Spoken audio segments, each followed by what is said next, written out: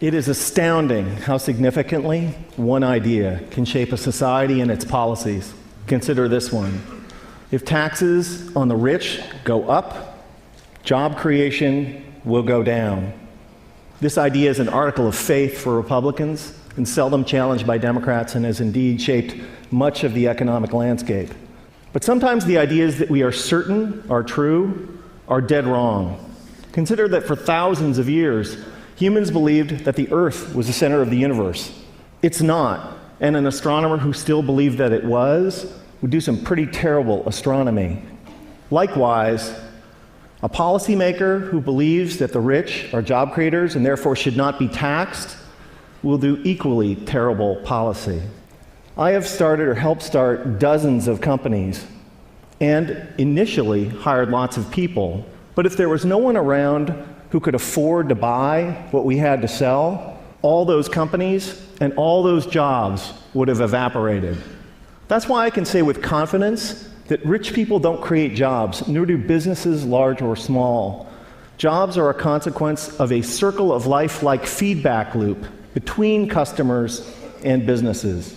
And only consumers can set in motion this virtuous cycle of increasing demand and hiring. In this sense, an ordinary consumer is more of a job creator than a capitalist like me. That's why when business people take credit for creating jobs, it's a little bit like squirrels taking credit for creating evolution. It's actually the other way around. Anyone who's ever run a business knows that hiring more people is a course of last resort for capitalists. It's what we do if and only if rising consumer demand requires it. And in this sense, calling ourselves job creators isn't just inaccurate, it's disingenuous. That's why our existing policies are so upside down. When the biggest tax exemptions and the lowest tax rates benefit the richest, all in the name of job creation, all that happens is that the rich get richer. Since 1980, the share of income for the top 1% of Americans has more than tripled, while our effective tax rates have gone down by 50%.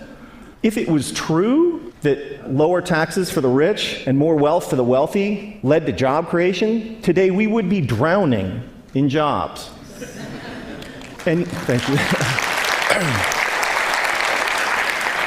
And yet, unemployment and underemployment is at record highs. Another reason that this idea is so wrong-headed is that there can never be enough super rich people to power a great economy. Somebody like me makes hundreds or thousands of times as much as the median American, but I don't buy hundreds or thousands of times as much stuff. My family owns 3 cars, not 3,000. I buy a few pairs of pants and shirts a year like most American men. Occasionally we go out to eat with friends. I can't buy enough of anything to make up for the fact that millions of unemployed and underemployed Americans can't buy any new cars, any clothes, or enjoy any meals out. Nor can I make up for the falling consumption of the vast majority of middle-class families that are barely squeaking by, buried by spiraling costs and trapped by stagnant or declining wages. Here's an incredible fact, that if the typical American family still retained the same share of income that they did in 1970, they'd earn like $45,000 more a year. Imagine what our economy would be like if that were the case. Significant privileges have come to people like me, capitalists, for being perceived as job creators at the center of the economic universe, and the language and metaphors we use to defend the current economic and social arrangements is telling. It's a small jump from job creator to the creator. This language was not chosen by accident. And it's only honest to admit that when somebody like me calls themselves a job creator, we're not just describing how the economy works, but more particularly, we're making a claim on status and privileges that we deserve.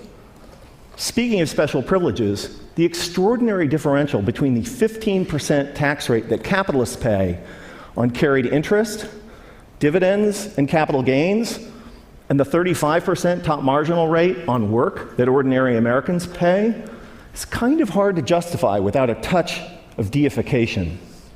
We've had it backwards for the last 30 years. Rich people like me don't create jobs. Jobs are a consequence of an ecosystemic feedback loop between customers and businesses. And when the middle class thrives, businesses grow and hire, and owners profit.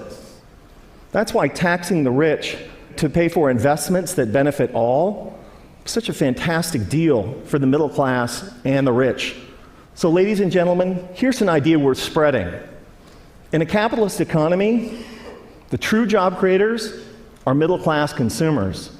And taxing the rich to make investments that make the middle class grow and thrive is the single shrewdest thing we can do for the middle class, for the poor, and for the rich. Thank you.